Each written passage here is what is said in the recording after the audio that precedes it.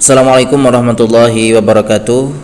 Pada kesempatan kali ini kami akan membahas sedikit materi mengenai tentang anak dan teknologi digital, di mana tugas ini merupakan tugas ujian tengah semester mata kuliah budaya internet dalam Islam. Jadi yang pertama ada saya sendiri Khairun Ardiansyah, dan ada satu lagi teman saya M Yoga Agustiranda.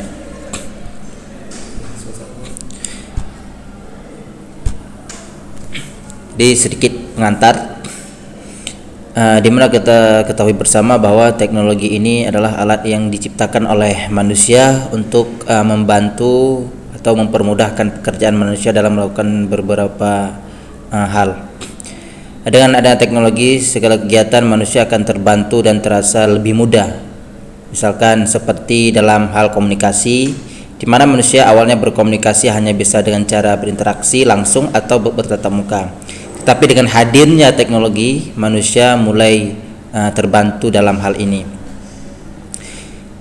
Juga era digital saat ini sudah masuk pada kalangan anak-anak, di mana anak-anak zaman sekarang, yaitu disebut dengan zaman now, dimanjakan dengan gadget dan kemudahan mencari segala sesuatu melalui dunia digital.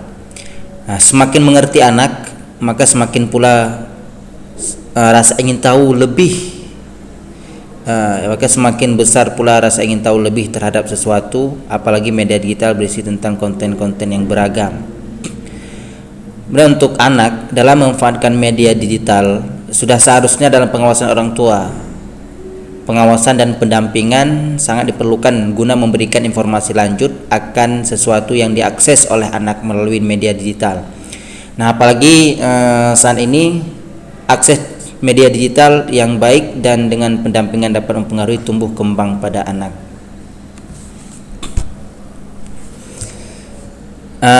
Perkembangan teknologi digital, yaitu di Indonesia, perkembangan teknologi digital di Indonesia sebenarnya sudah terjadi sejak zaman praaksara, di mana buktinya paling tua bisa kita lihat dari adanya lukisan gua berumur 44.000 tahun di daerah Sulawesi.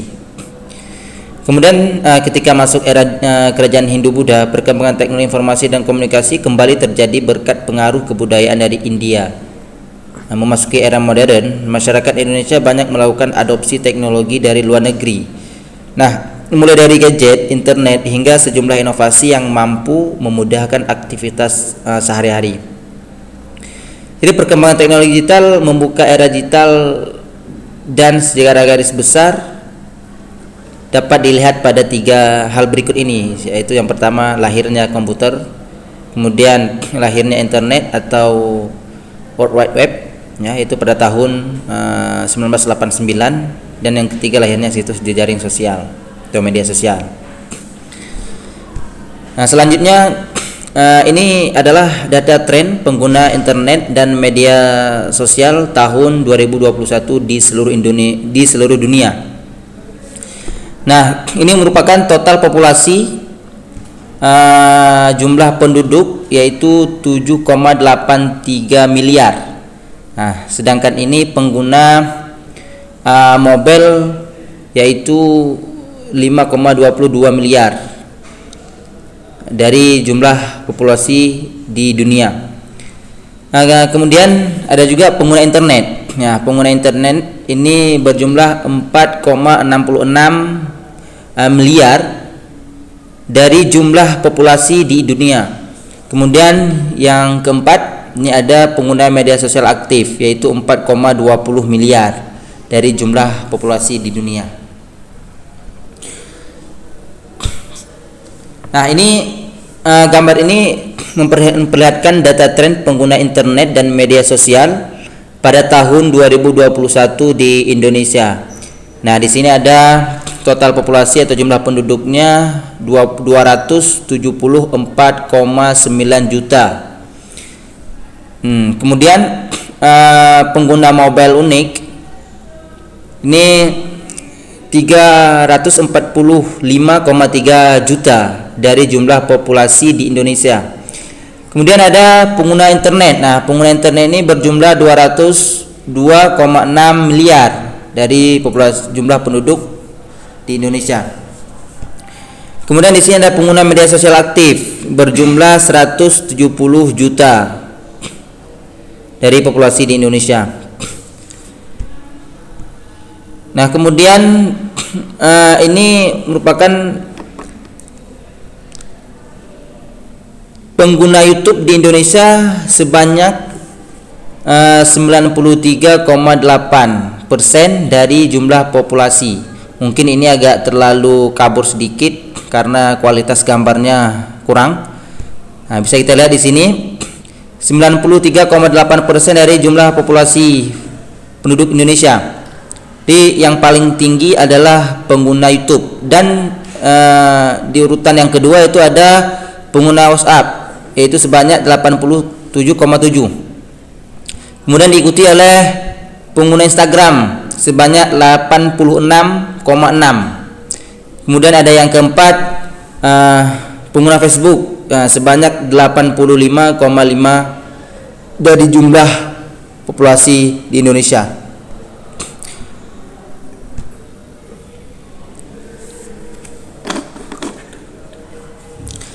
Oke, sekarang presentasi pengguna teknologi informasi pada anak usia dini. Ini pada tahun 2020 ya. Sumbernya diambil dari Badan Pusat Statistik pada tanggal 16 Desember 2020. Di mana mereka menggunakan ponsel. Yang pertama ada bayi, itu udah 3,5%. Kemudian ada anak balita itu 25,9%.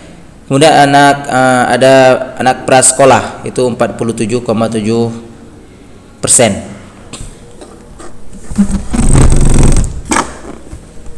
Oke, selanjutnya ada manfaat teknologi digital pada anak. Yang pertama itu komunikasi. Jadi semakin mudah dengan chatting dan video call. Tidak hanya SMS atau telepon, jika dimanfaatkan dengan benar akan mempereratkan hubungan anak dengan keluarga. Yang kedua itu ada meningkatkan peran layanan publik. Jadi layanan publik bisa diperbaiki dengan sarana pelaporan online oleh anak atau oleh orang tua. Yang ketiga itu sebagai sumber informasi. Jadi semua jenis informasi mudah didapatkan, namun harus dengan pengawasan orang tua. Yang keempat ada pembelajaran jarak jauh.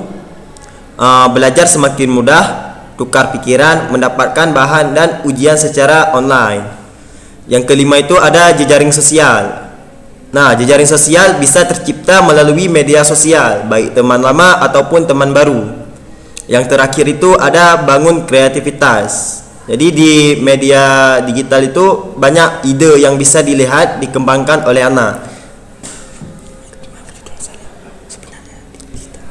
Mohon maaf, ini sebenarnya judulnya digital bukan digital. Next. Jadi adapun dampak negatif teknologi digital pada anak. Yang pertama itu merenggangkan hubungan sosial. Nah, jadi anak yang sudah ketergantungan dengan gadget cenderung menghabiskan waktu di kamar dan kurang berinteraksi dengan orang lain. Jika dibiarkan, anak akan kesulitan bergaul dengan teman sekolahnya maupun dengan keluarganya. Meskipun dampak positif internet adalah mendapatkan teman dari dunia maya, namun interaksi sosial secara langsung masih sangat dibutuhkan bagi tumbuh kembang anak. Yang kedua itu ada cenderung mengisolasikan diri. Jadi seiring dengan tingginya waktu yang dihabiskan intensitas aktivitas di dalam ruangan pun meningkat. Nah, anak menjadi kurang peduli dan responsif dengan kondisi di sekitarnya. Ketika Anda memutuskan untuk membelikan anak gadget baru, cobalah membuat peraturan yang bisa menjaga kehidupan sosial mereka. Yang ketiga itu ada menjadi pribadi yang pemarah. Nah, ketika anak sudah mulai terobsesi dengan gadget, mereka akan memberikan reaksi berlebihan saat alat elektronik kesayangannya dijauhkan. Nah, mereka menjadi pribadi yang mudah marah dan tantrum atau istilah bahasanya. Sebelum anak mengalami hal ini, sangat penting untuk mengatur durasi dan membuat peraturan terkait penggunaan gadget. Yang keempat itu ada pengaruh buruk. Jadi di sosial media itu anak bisa berinteraksi dengan orang tua berbagai macam karakter. Tanpa pengawasan, anak bisa mendapatkan dampak buruk dari pihak-pihak dengan maksud jahat. Selain itu, tontonan tidak mendidik juga menjadi penyebab utama anak memiliki kebiasaan kurang baik seperti senang memukul, berteriak atau membangkang. Jadi sampai di sini saja hasil dari presentasi kami. Bila ada kekurangan kami minta maaf. Wabillahi taufiq wal hidayah. Assalamualaikum warahmatullahi taala wabarakatuh.